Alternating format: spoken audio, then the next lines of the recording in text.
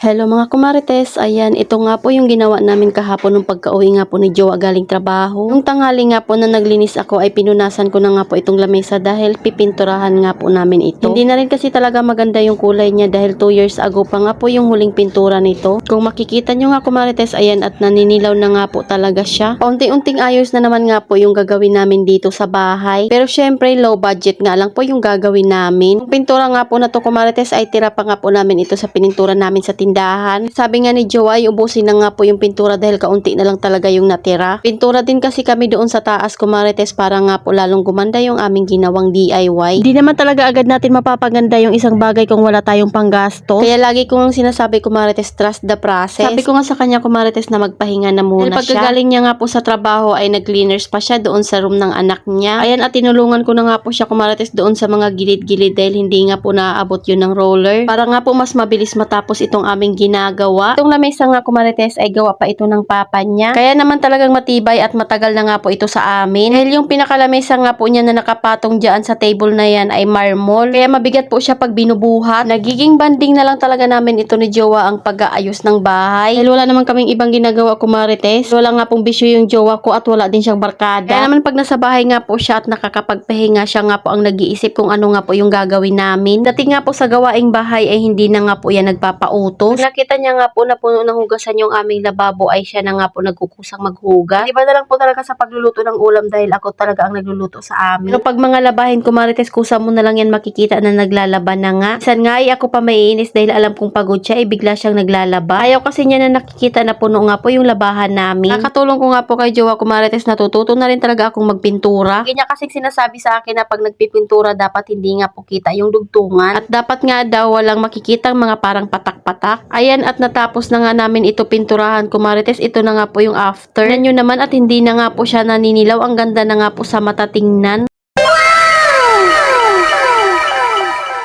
Ayan, at pipinturahan na nga po namin ito ng kulay white kumarites. Tinatanggal niya na nga po muna yung mga kalawang-kalawang at nilihan niya nga po iyan. Sabi nga ni Jowa, primer nga po yung pinipintura niya. Hindi ko alam kung tama yung sinasabi ko kasi wala na nga po siya dito at nakapasok na sa trabaho. Tanggal nga po muna namin yung foam dyan sa higaan namin at nilipat namin doon sa sofa dahil baka mapatakan nga po ng pintura. Mahirap nga daw magtanggal ng pintura kumarites dahil wala nga po kaming lucky thinner. Walang pong tama nga po yung sinasabi ko dahil hindi naman ako pintor. Irinig ko lang talaga yun sa kanya, lagi niya nga pong sinasabi. Ang sabi niya nga kumarites ay hindi pa nga po pwedeng matulugan dito para hindi nga po masagi yung pintura. Kaya magtatabi-tabi nga po muna kami matutulog doon sa aming salas. Mabilis at low budget nga po yung pag-aayos namin dito sa bahay ay okay lang iyon. Mahalaga nga po ay maaayos namin ito. Hindi rin naman kami talaga nagmamadali kumarites dahil wala nga kaming budget. Abay kung may budget lang baka finish na itong bahay namin. Dahil wala pa nga pong pang finish kaya dito muna kami sa aming DIY. Wala pa nga pong palitada yung mga dingding dito kaya magdidikit na lang po muna kami ng wallpaper brick. Mga karton-karton nga po dyan na laruan ay naisip ko nga pong bumili ng organizer. Pero syempre hindi pa nga po ngayon kumarites. Kakaroon din ako niyan, tiwala lang. Kitan ko nga po ng wallpaper itong damitan ng mga anak ko dahil naninilaw na nga po ito. Inunasan ko na nga po ito ng may sunrocks kumarites pero hindi na nga po pumuputi. Baha na nga rin po talaga ang pinagdaanan ng damitan na ito. Buti na lang talaga matibay dahil panel nga po ito. Dahil meron pa nga pong gumagamit ng kahoy dito na pang sugnod ay hindi talaga maiwasan na manilaw din mga gamit namin. Pero syempre okay lang iyon dahil yun nga po yung paraan nila ng pagsasaing or pagluluto ng kanilang mga ulam. Kaya ayan, gagawan ko na nga rin po ng paraan. Ko na nga po ginamitan ng heat gun dahil makinis naman po yung paglalagyan ko ng wallpaper. Na lang po ako ng basahan para nga po lumapat siya ng maayos. Syempre hindi nga po pwede na wala akong ginagawa. Masarap talagang magtulungan kumarites pagdating nga po sa mga bagay na gusto natin. Hindi kaya sa mga pangarap na gusto nating maabot. Kaya maswerte talaga ako kumarites na yung jowa nga po na napili ko ay talagang supportive sa mga ginagawa ko. At higit sa lahat, wala nga rin po siyang bisyo. Ako nga lang yung bisyo niyan kumarites, char. Para tuluyan na nga pong maging timputi itong bahay namin ay kailangan ko talaga itong lagyan ng wallpaper. Naisip ko nga po na hindi nga po maganda tingnan kung yung aming loft bed ay maputi tapos yung aming mga drawer ay naninilaw naman. Kaya buo na nga po yung pasya ko na gagawin ko nga pong kulay puti ito. At yung kulay nga po na in-order ko ng wall bricks ay kulay puti nga rin po iyon. Nagdagdag nga po ako ng kulay black dahil sabi ni Jowa mas maganda nga po may lining. Nakakagawa naman kami dito kumarites ng walang istorbo dahil may nagbabantay naman nga nga po sa tindahan namin. Yun nga po yung panganay ko. Yung steel matting nga po na nilagay namin dyan, kumarites, ay pang tindahan lang po talaga iyan. Pero yan na nga po ang pinalagay ko dahil wala naman kaming choice. Yan naman nga po na malaki nga po yung space dyan. Baka mahulog pa yung dalawa dahil bago nga po matulog ay naglalaro pa yan sila. Dahil naubusan na nga po kami ng tubular. Di na lang at nakagawa pa kami ng hagdanan at meron pa nga pong ilang pirasong natira para magkaroon nga po ng tibay yung harang dyan. Pero masaya na nga po ako kumarites na naisip nga po ni Jowa na gawin nga pong loft bed yan. Dahil pag meron nga pong bisita ay meron na silang matutulugan doon sa sala. Kahit papaano ay meron na nga pong space na pagtutulugan. Ayan at tapos na nga po si Jowa doon sa loob at dito naman nga po sa labas yung kanyang pipinturahan. Sakto naman nga po at tapos na nga rin po ako magdikit ng wallpaper dito. Inabot nga po kami ng alas 10 ng gabi sa kakapintura nga kumarites. At wala nga po siyang matungtungan doon banda sa dulo kumarites kaya ayan hinawakan ko nga po para maging matibay yung apakan niya. Siyempre hindi naman pwedeng hindi mapinturahan yung dulo dahil pangit naman tingnan kung hindi pantay yung pagkakaputi. Okay lang naman na mga moy pawis at mga moy singit sa kakadiskarte. Isa naman mag-inarte sa buhay. Gusto ko nga pong mga moy pawis na lang ako basta ang mahalaga ay malinis ko yung bahay namin or napaganda ko yung bahay namin. At hindi rin naman nagrereklamo si Jowa kung amoy pawis nga po ako. Pero si Jowa nga kumarites ay bangong-bango nga po sa akin. Abay wala naman siyang choice dahil ako lang naman yung kasama niya. Char lang kumarites. Kahit ako'y busy sa aming bahay ay hindi ko rin talaga pinapabayaan yung sarili ko. Syempre mahalaga nga po yung self-love or self-care. Shout out kay Sis Bautista. Shout out kay Mitch Padilla from Hagunoy Taguig. Shout out kay Rosemary Basalo Vasquez. At dahil tapos na nga po si Jowa dyan kumarites, next naman nga po niyang pipinturahan ay yung hagdanan. Ayan at tinanggal ko na nga po yung mga bag na nakalagay dyan at yung mga laruan nga po na nakalagay. Nga po yung sinasabi ko kumarites na bibilhan ko nga po ng organizer. Baka meron kayong maisasuggest na magandang lagayan nga po ng mga laruan. Sabi nga ni Jowa ay hindi pa nga po ito pwedeng hawakan hanggang kinabukasan. Tapos nga po sa hagdan ito naman nga po yung pinapinturahan ko dahil mas maganda nga po atang pintura na lang ang ilagay. Diba pinahirapan ko pa yung sarili ko na magdikit nga po ng wallpaper. Pwede naman po pala pintura na lang. Dahil nadikitan ko na nga po yun kumarites kaya hinayaan ko na lang at hindi ko na nga po pinatanggal. Ay, green nga po na kurtina yung pinantakip ko dito kumarites para maganda nga po tingnan pero syempre mas maganda nga po pag kulay puti. Pintura na nga po yung ilalagay. Ayan at mas maganda na nga po tingnan kumarites nung napinturahan na nga po ng kulay puti. Ang sabi ko nga po sa kanya ay idamay niya na nga po yung taas. Clash niya na nga po yung mga wallpaper na nakalagay dyan. Sabi ko nga sa inyo na puro DIY nga lang po itong gamit namin dito sa bahay kaya tingnan nyo naman ay tapal-tapal lang talaga iyan. Dahil pag pwede pa nga po ay hindi namin tinatapon, ginagamit nga po namin iyon para hindi nga po masayang. Ayan mas maganda nga pong pintura na lang ang ilagay dyan para hindi nga po nakaangat yung wallpaper. Tapos niya nga po doon kumarites ito naman nga pong harap ng aming drawer yung kanyang pinunturahan. Tingnan nyo naman kung gaano nga po kadilaw. Lulukuhan na naman nga po kami kumarites dahil inabot na nga po kami ng gutom. Salamat sa panonood kumarites. Follow for more. God bless us. At sana i-share nyo na nga rin po itong aking video. Tsaka ko na nga po ipakita yung mga before and after.